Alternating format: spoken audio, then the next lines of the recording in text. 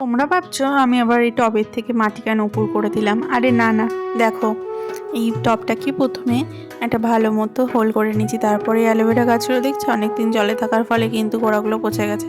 আমারই দোষ, টাইম হয়ে উঠছে না বিভিন্ন কাজের মধ্যে। চলো এগুলোকেও আজকে লাগাবো, তার সঙ্গে এই গাছটা বলি।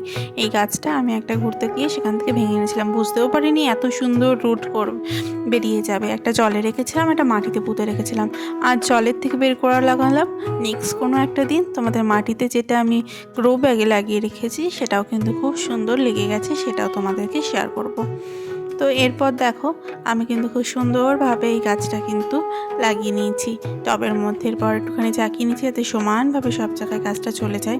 অ্যালোভেরা গাছটা অনেক দিন না লাগানোর ফলে ওরকম হয়ে গেছে, তবে কিন্তু গাছটা দেখলাম বেশ বেঁচে আছে।